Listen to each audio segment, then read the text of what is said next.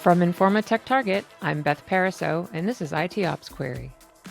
This podcast distills the signal from the noise about enterprise software development and platform engineering. Each week, we'll talk to expert guests about the latest tech industry news and trends that engineering and IT leaders need to know. Don't forget to subscribe to IT Ops Query for more conversations on AI and the future of the enterprise digital workspace. Clint Sharp is co-founder and CEO of Cribl, which first emerged in 2018 with a tool to streamline the data sent to log analytics platforms, but has since expanded to offer its own observability and security platform. Cribl products that now include federated search, a data pipeline, a data lake, and a cloud-based managed service. Hi, Clint. Hey, Beth. Thank you for joining me. Happy to be here. So at CriblCon this week, you've been discussing how AI workloads affect data management. So what kinds of changes are customers dealing with? Yeah, so a lot of what we're talking about is kind of preparing for the agentic era. And so it's clear that like the promise and what we know the future will look like. I think most vendors are here and are sort of, proclaiming what the future is going to be. And the future is always unevenly distributed, right? Like there's going to be some people at the leading edge of the market who are, kind of all in on agentic. And then I think, as a good example, like we're 7 years into this journey and there's still lots of people who do not have our pipelining product yet. And so there are people who bought it 7 years ago and they were at the leading edge of the market and they were like, I need a telemetry pipeline. I need the choice control, the flexibility that gives me. And then there's still people who are not yet there. And we're going to see the same journey with AI and agentic, et cetera. But there's a lot of things that we can be doing to get ready for that future. And what is happening already for the people who are at the leading edge of the market is they're either building their own agents or they're working with several of these kind of AI SOC or AI SRE startups and saying, hey, I see the potential to offload a lot of toil from my SRE teams, from my SOC analysts, because what happens when anything goes wrong, the first thing that happens is, okay, there's a ticket that's created and some human then goes and looks at that ticket. Maybe they create an incident channel in Slack. They bring their colleagues in. They start asking, does anybody know how to work with this problem? Has anybody seen this before? They go to the wiki. They go start gathering a bunch of context and run books and saying, okay, well, if this happens, then I do these things. And then they swivel their chair over to their telemetry solution and they start typing in things or looking at dashboards and trying to understand like how to go, resolving all that. In the future, a good portion of that work is going to be done by agents. And actually in the very near future, there are working use cases of like, okay, I get the ticket, the agent reads the ticket, the agent reads the wiki, the agent looks at, all of the human generated data and then pivots over to the telemetry tool and starts running a bunch of queries and hands back an analysis of like, hey, this is something that might be wrong. And in today's world, maybe 30 to 50% of the time they get that right. That's still a win, right? Like if 50% of the time the tool saves me, the 30 minutes to an hour of kind of combing through all this stuff, then that's a big win. But the problem that people who are at the leading edge of the market are seeing is, okay, these agents run at many multiples of the speed of humans. And so the amount of queries that they're generating to my telemetry systems are an order of magnitude greater than what humans do. And I was already running those tools at the red line. So like I'm spending, tens of millions of dollars to ingest all of this log data, metric data, trace data. And I scaled the system to accommodate the workload of today, not accounting for the agentic workload that's going to come along and then generate way, way, way more query volume to these backends. And so what's clear is like, hey, what got you to 2025 is not going to get you to 2035. And if the ROI in order to enable agents is, okay, this tool that I'm spending $10-20 million a year on, I now need to spend 50 or 75 million because I need to triple the amount of infrastructure and volume of data, et cetera. Like that's untenable. The ROI is not there. But we don't actually have to triple the cost because if we start to treat the data differently, instead of just throwing unprocessed data into an index so that I can treat it like Google and go search for it and a human can go read these log data. So if instead we are parsing the data, normalizing the data, getting it into a shape that the agents can truly understand, then we can process the data a lot faster and we can actually accommodate the order of magnitude more queries that are going to be generated by the agents. And so we're telling our customers, like, this is the future. Start getting ready now. Yeah. Let's start building the infrastructure that's going to be ready for the agentic era. Right. And in the meantime, AI is also becoming a part of Cribl's tool set. So what does that allow users to do that they couldn't do before? Yeah, so there's several things. There's some things that are shipping today. So our Copilot editor that we released earlier this year is the foundation, and you can see where that's going to go. You can go into Copilot editor today and you can say, I have this example set of log data. Build me a parser and map that to Open Cybersecurity Framework, which is OCSF. It's a common schema and kind of security. And it'll do that. It'll build you a whole pipeline. Like what used to take a human, a day's worth of work, it will do in literally, minutes. Mm-hmm. And we're going to take that same kind of AI framework, and instead of waiting for a human to say, here's my example, build that parser, we're building a factory of parser builders that basically looks at all of the known industry standards and says, I'm going to build you 300, 500 parsers for known data, so that if we know what that data looks like we already have all of those parsers available for you, and we can map that into whatever schema you want. And then we're building agentic experiences that'll ship within probably the next quarter to 2 quarters, that if I don't know, with security, this works really well because for the most part, we're all looking at the same log data in security. We all have the same vendors. We all have the same clouds. We all have the same firewalls. So all of that is pretty much in common. In the observability world, like a lot of those logs are completely custom because the logs were written by developers who work at that company. And so nobody has ever seen that data before. Mm-hmm. And so for that type of workload, we are going to have to build an agentic workflow similar to Copilot Editor. Basically says, here's all the data that I don't know what to do with. And here I'm going to help you build those pipelines and help you get that data normalized. And then the other agentic portion that we're building is the AI that sits on top, which is that the workflow I was talking about before, reading the wiki, reading the Slack, running all the queries, running hypotheses, and coming back with a notebook full of analysis that the agent has done for you. Cribl is building that agent as well, and we expect that also to ship in the next couple of quarters. Yeah, I think there was the announcement of Cribl notebooks at CriblCon, right? Correct. So, and this is similar to the kind of a Jupyter notebook, if you're familiar with kind of the general purpose, data world.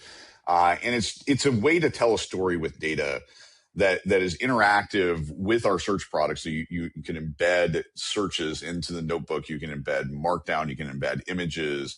Mm-hmm. Our security people have been using this internally.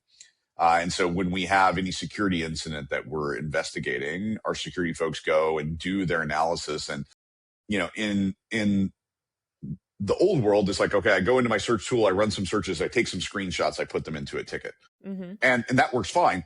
But the notebook is way better because now instead of taking screenshots of the output of these searches are actually live. So you can actually see the results of what they are, and you can go modify them. You can clone them. You can continue to kind of tell the story of data. And it's a very rich interactive experience. Right. From an IT manager's point of view, somebody overseeing the entire IT estate, every vendor that they're working with is offering them AI-driven tools right now, and increasingly agent-driven tools. So why would a company use something like Cribl Notebooks versus Jupyter Notebooks or Google Notebook LM? There's notebooks all over the place now. Observability tools have notebooks. Who within an organization would use it, and how do IT managers make decisions about which of these products to use? There's a general purpose data market. So Databricks, Snowflake, all the cloud providers, the Venn diagram of that market, and then a SecOps engineer or an SRE, there's almost no overlap. So like when you get into SRE and SecOps, these are not people who speak SQL to start with, right? Like they need data to do their jobs, but they are not data people. Mm-hmm. And so, where you're using Cribl search and our notebook feature there, it is because you work with telemetry data all day long. Mm-hmm. You look at logs to do security investigations. You look at metrics in order to understand the performance of your systems. And so you're speaking a language. We use a derivative of Microsoft's Custo language in our search product. It's pipe delimited. This is a language that is much better for telemetry data than SQL, right? Mm-hmm. So it starts with working with time series data is significantly more what we call ergonomic, which is just easier to do. So to do the same thing in SQL is hard. If just seeing how the queries are written are hard. Mm-hmm. Now AI in theory can make that easier. So maybe in theory, SQL gets better for these use cases because we have AI on top of ours as well. So you can go write in natural language and we will generate these Custo queries. But you're picking Cribl search for a couple of reasons. One is, if you're used to working in this type of environment with this type of data, it is the type of product that you're going to use versus a Databricks or something else like that. Secondly, our Lakehouse offering offers the best cost performance for this class of data. But you may say, hey, look, I've already got my data in whatever, Elasticsearch or Grafana or whatever else. Right. But we support federation. So the key for search is we have separated the query processing layer from the data storage layer. You can use our data store. We think it's great, but you can choose not to as well. And I think that highlights kind of Cribl's different approach in that we're open at all portions of our product. Our stream product integrates with everything. Our search product integrates with everything. And so we want to provide value no matter what choices you have made, and we will support those choices and continue to work with you to make the things that you already have better. And then we hope to win the right over time that eventually you're like, maybe I don't even need that thing anymore. And so that's kind of how we've entered the market and what makes us very different than our competitors. Right. And another thing every vendor seems to be talking about is MCP. I know Cribl talked about an MCP server this week, but it seems like in some ways the standard is still pretty new, and there are a lot of ways that different companies are sort of shoring it up. But do you think the upstream standard is ready for production prime time, or is there more that needs to mature about that standard? I mean, most things in AI haven't progressed much beyond demos. I mean, I think that's just a fact of where. And MCP, I saw this X post the other day that MCP is the only thing that has more builders than users, right? Like everybody seems to be building MCP servers. Nobody seems to be using them. And so, yes, we are building it. We're shipping it. It is in a very early market, and I think it's too soon to really know exactly how it's going to be used. When we look at GPT 3.5 from 3-4 years ago, the state of the art was I trained this base model, and the base model has all the knowledge encoded in the model. And then, it takes, 6 months to train the model, and then it's fixed in time. And this is the knowledge that the model has. And now a few years later, models have access to tools. And so, when I'm using GPT-5, I don't have to, the knowledge is in data because it goes and it searches the web and it gathers all of the context and it brings it to the model, and the model distills that information and gives me, good sort of summary information. It's clear that the future of AI is, very strong base models that have reasoning capabilities, that have the ability to work with large amount of context and deliver results back to the user. But the majority of the information that they're working with are available in external tools. So I'm going to call out to an MCP to get access to my source code. I'm going to call out to an MCP to get access to my tickets and to et cetera. And where Cribl is playing is we are experts at telemetry data. And so our Lake product, our Lakehouse product, our search product give you access to petabytes to exabytes of telemetry data that these awesome models are going to be able to call into and ask questions of and give distillable results. So go look at these terabytes of data and summarize them over time based off of, give me the 95th percentile of the response time of this particular API call. And then those LLMs are going to, continue to ask iterative questions And each one of those questions is going to make a tool call. It's going to go out and it's going to say, okay, give me more information, give me more information. And so we are building an agent, but it doesn't necessarily matter whether you use our agent. All the agents are going to need access to this data if you want to provide results to SRE and security. Mm-hmm. And so, we believe we offer the best cost performance and the best federation layer and et cetera, that will make your agents the most intelligent that they possibly can be.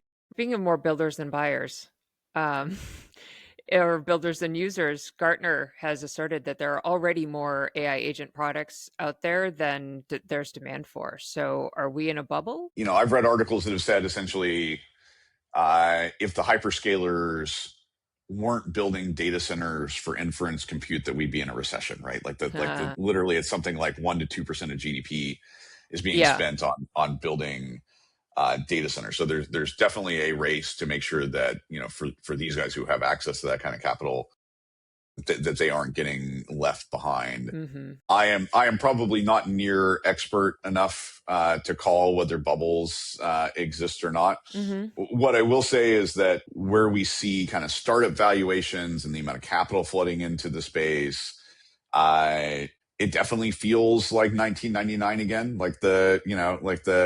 It feels like it was in sort of the internet bubble when we were deploying tons of capital into building fiber networks and et cetera. But far be it for me to say it is or when it's going to happen or when it's going to pop. What I know is that we see the promise of this technology. I see this like the internet, like the PC revolution, like the mobile phone. When the mobile phone came out, I think, edge networks were running at 128K and now I can get 100 megabits plus to my mobile phone. Websites were not designed for the phone. You couldn't order anything from your phone. 15, 20 years later, it's hard to imagine an era where it isn't mobile first. Everything's not mobile first. Mm-hmm. And I think you could see when multi-touch was released, when the iPhone came out, that the future was going to look different. And I think we can say the same thing about AI. The future is going to be different. Mm-hmm. Predicting what that's going to be like, I think is nigh on impossible, but you have to absolutely be there.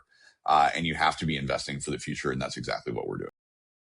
And so far among your customer base, are you seeing people move past that demo stage? And if so, how are they getting there? Cribl's in 47 of the Fortune 100 and 30% of the Fortune 500. We certainly have customers that are on the leading edge of the market, but the vast majority of our customers, the majority of our customers are still redlining anything AI related in any sort of legal agreement. They're no AI, none, and because they're concerned about their data getting commingled with other people's data. We don't do that. We all of our stuff is completely separated and no customer's data touches anybody else's data.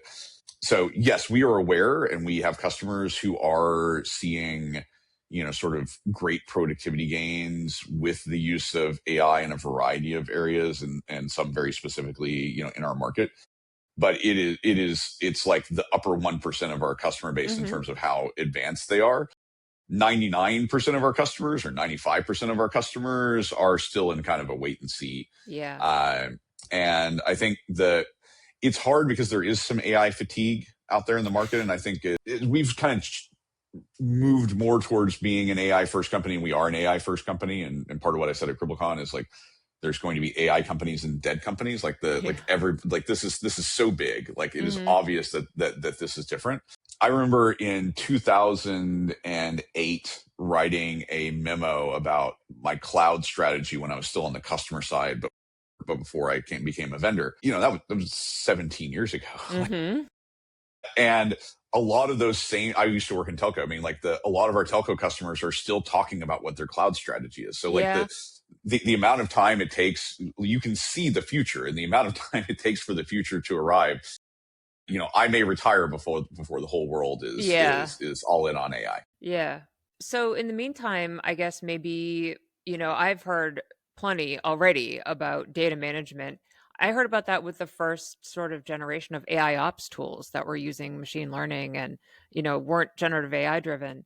It's really garbage in, garbage out. What would be your advice for IT organizations to get ready in terms of the data management? What's something you see customers doing that works or that doesn't work trying to get ready for AI? A lot of this conversation revolves around how we think about data structure and schema. Mm-hmm. And so in today's world, for the incumbent tools that were, built over the last 10, 15, 20 years, building parsers was really hard. So we built indexing solutions so I can just put all the data in and I can type in search terms and I get the data back and I can figure out how to structure it after I read the data back.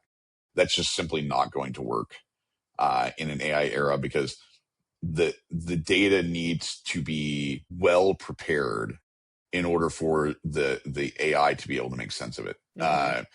And the telemetry world is in far worse shape than the general purpose data world. So like in the general purpose data world, one of the key problems, and if you go look at my data warehouse, and my company's only 7 years old, so this has all been built from scratch in the last 7 years. Uh-huh.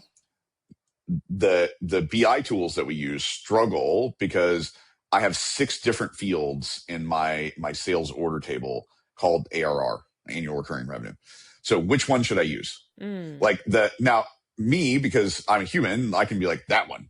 But like, how does the agent know? So like a lot of what's happening in these companies that are building these types of agents is they're having to invest very heavily in forward deployed engineers that come in and add the context and customize the tools in order to make them work for that particular business. Mm-hmm. And that's fine, because I need BI as a business so much, and I spend whatever percent of my revenue on BI. It's strategic. But then you go to like security or operations, they do not have the humans, they do not have the budgets. So we're not going to be able to afford to employ an army of forward deployed engineers to customize telemetry solutions in order to answer security questions or answer operations questions. Mm-hmm. So we're going to have to get really, really good at understanding the data on the way in so that it lands in a way in which the agent can then understand, which is a stark departure from how we have treated data over the last 10 to 20 years. Mm-hmm. And so that's exactly what we talked about at CribbleCon, which is like, there is a future and you need to start getting prepared. And you don't have to solve it all right now, but like you have to start thinking differently about how to manage all of this data, or the benefits that AI and agents are going to provide to you will be elusive to you. You will not be able to achieve those gains unless you start to think differently. And it's a skill set in itself. I mean, there's, a lot of ways that AI is being pitched as bridging skills gaps that already exist, but it takes different skills in and of itself to use it effectively, right? Absolutely. Every technology wave, I think, everybody worries that this is going to, destroy, entire classes of jobs. And like, and as an example, like there used to be people whose job, it was called computer. And their job was like, they had, before we had spreadsheets, we had pieces of paper that looked like spreadsheets. And then when somebody changed the value of one cell, somebody's job was literally to have an adding machine over here and go and re-add all those columns. And now like literally it happens in a millisecond. I change the value in an Excel sheet and everything else. So like all those jobs went away. But there are now more accountants and more people in finance than there ever were when we had people whose jobs were computers. So you're going to have to learn how to use the new tools, and the new tools are going to make you better at the job that you do. Everybody's going to have to learn how to use these tools. Everybody is, and it's going to be different. But it isn't. But I don't really think we're going to see. I think it's similar to the PC or the internet revolution, et cetera. Like the world will be different, but like we're not going to eliminate all knowledge work. We're just going to make knowledge workers significantly more productive. Well, thank you very much for taking the time out. It's a busy time of year for everybody, so appreciate you chatting with me today. Really fun conversation. Really enjoyed it. Thanks, Beth. Thank you. Thank you for tuning in to IT Ops Query. To learn more about enterprise software development and platform engineering, explore our content on Informa TechTarget sites. Find us on YouTube at our channel, Eye on Tech. Subscribe to our podcast to receive the latest episodes as they drop. And if you liked what you heard today, give us a rating and review on Apple, Spotify, or wherever you're listening. Thank you for joining us.